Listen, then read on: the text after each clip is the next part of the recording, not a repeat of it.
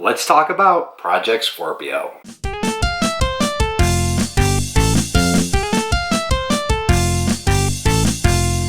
Welcome everyone to My Tech Monday. Last week, Xbox unveiled Project Scorpio, which was something that pretty much every single person in the modern world knew was coming. I mean, we've been hearing about this thing for months, they've been talking about this thing for months now, and they finally gave us some details on it. So for this episode here, I'm going to be going over some of the specs that they released, they revealed, and I'm also going to be talking about some of the stuff that we can come to expect for this holiday season. So starting off, let's talk about a release date. The Xbox One was released on November 22nd, 2013. That was a day one edition. And yes, it has not even been 4 full years since that console came out. But more on that in a second. So it seems to me every time Microsoft comes out with a new console, it's always slated for some type of a November release. I mean, early November, late November, they want to get it out there for the holiday market. In my own opinion, I do not think that's the premier time to be releasing consoles. I think consoles should be released sometime around the late summer before the fall begins. That way, people have a chance to go out there and buy them, and people also have the chance to save up a little extra money to get all those new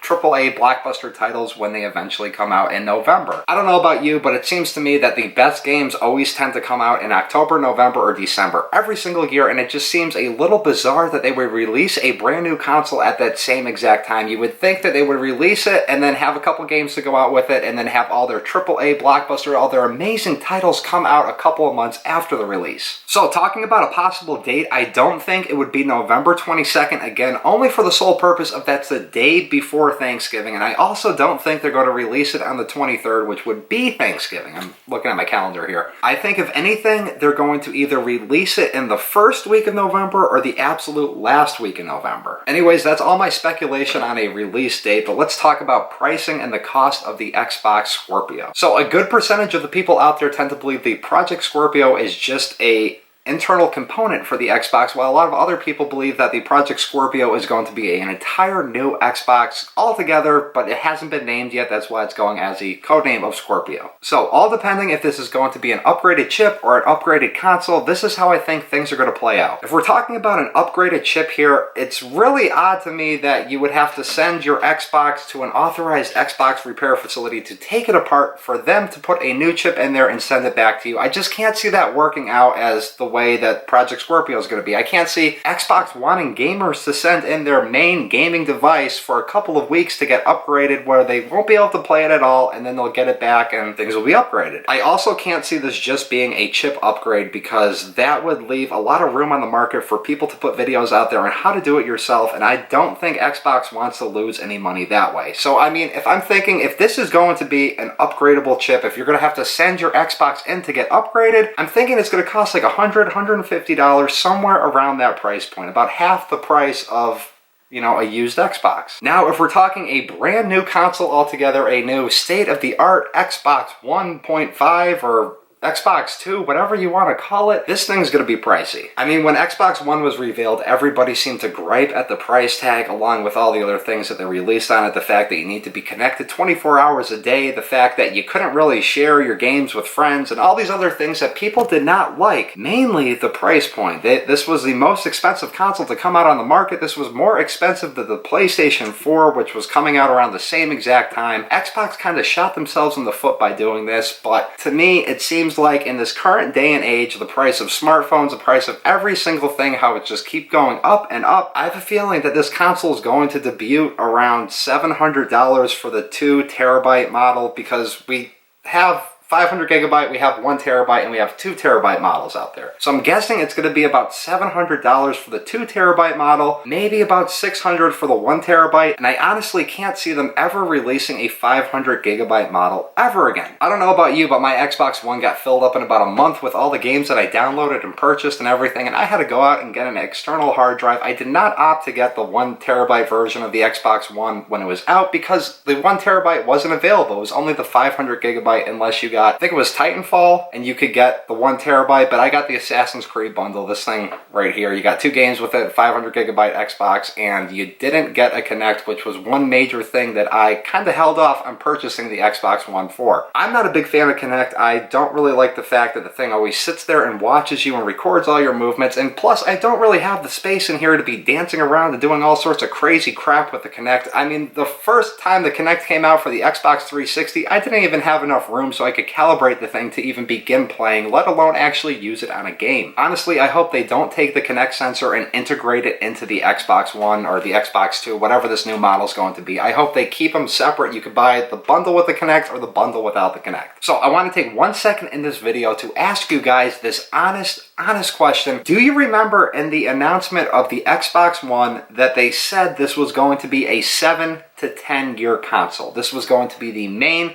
console in your home for 7 to 10 years. Let me know in the comment section down below if you remember them saying that at all. I looked through a couple of videos. I just couldn't put it upon myself to watch the entire 1 hour long keynote of them showing off Call of Duty Ghost and Forza 6 all over again. But I know they said it, so let me know in the comment section down below if you remember them saying that it's going to be a 10-year console. But anyways, let's face it, it hasn't even been 4 full years since the Xbox One released, and they actually just released the Xbox One S this past August, so they're already jumping the gun on the new system. Personally, I thought the Xbox One was a great system, despite all the constant changes they always made to the home screen. You know, you didn't have this red ring of death like you had with the Xbox 360. You could see they actually didn't cut that many corners. Granted, the thing looks like a giant VCR out of the 1980s, but they didn't cut corners, saving costs that ended up destroying the system when you were using it. This thing was reliable, never overheated on me. I don't know how many other people out there had problems with it, but for me personally, this was probably one of the best performing, best working consoles I have ever had. According to the people at Microsoft, this new Xbox Project Scorpio is going to be a vast improvement over the Xbox One. They're even saying it's going to be a lot better than the PlayStation 4 Pro. Between the Xbox One and the Xbox One S, there wasn't that much of a difference, but between Xbox One S, and Project Scorpio, they're trying to make a pretty decent leap. I have to apologize for not looking at the camera right here. I can't memorize all this stuff right off the top of my head. I'm going to throw a chart up here of what I'm talking about, but here we go. So Xbox One and Xbox One S both had a 1.75 gigahertz CPU processing unit in it. This new Project Scorpio seems to bring it up by a third. It's going to be sitting at 2.3 gigahertz for a processing unit, which is pretty good. I mean, that's better than the PlayStation 4 Pro, because the PlayStation 4 Pro, it's only sitting in at 2.1. The graphics processing unit has also been upgraded. No longer is it going to be clocked at 853 megahertz with 1.31 teraflops of performance. It's got integrated AMD graphics with 6 teraflops of performance. They haven't clocked it in at any type of megahertz yet. They haven't clocked it in at anything like that. I mean, they're still basically building this thing. When talking about RAM, the Xbox One and the Xbox One S both shared 8 gigabytes of DDR3, or Dance Dance Revolution 3. Just kidding. But the new Xbox One Scorpio is going to have 12 gigabytes of RAM inside it, which is a vast improvement. Your 4 more gigabytes of RAM is a lot. When talking about storage, the original Xbox One contained 500 gigabytes of internal storage with the option to attach up to, I believe it was 3 external hard drives to the system to bring your storage all the way up. Xbox realized their mistakes, and about halfway through the first year of production, they began making the 1 terabyte models available for purchase. I think it was in the Titanfall bundle was the first time you were able to buy that. When it comes to Xbox One S, they did a 500 gigabyte model, a 1 terabyte, and a 2 terabyte model. They haven't said anything specifically for the Project Scorpio, but like I said earlier in the video, I have a very, very tough time believing that they're going to release a console with anything less than 1 terabyte of internal storage. Dimensions haven't been determined yet, but hopefully this thing is going to be a lot smaller than the massive VCR-like system that's sitting in my room right now. And along with the dimensions of it, they didn't really give out a weight, and they also didn't give out a color. Let's just hope that the system is lighter than the last system, and if Xbox is going to follow their traditional strategic placement of products, then we're going to expect a black Xbox and a white Xbox. And then maybe a year down the road, we'll get some weird color variants. But as far as those interchangeable faceplates that we had on the 360, I think those days are long past us. One more thing that I am pleasantly surprised with in this new Xbox is that they're keeping the CD-ROM drive, they're keeping the optical drive in there. For some reason, I had this weird feeling in the back of my head that they were going to get rid of. Other than that, not too much is known about the Project Scorpio. Let's face it, I don't think Xbox is going to be doing something where you need to always be connected to the internet again. They seem to have learned their mistake from the last time when they talked about that with the Xbox One release.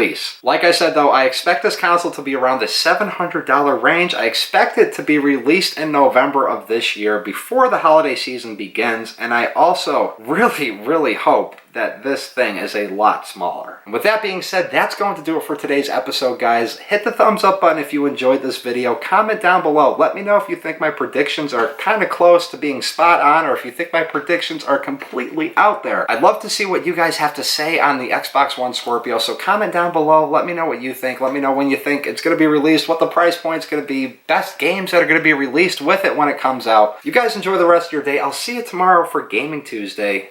Peace.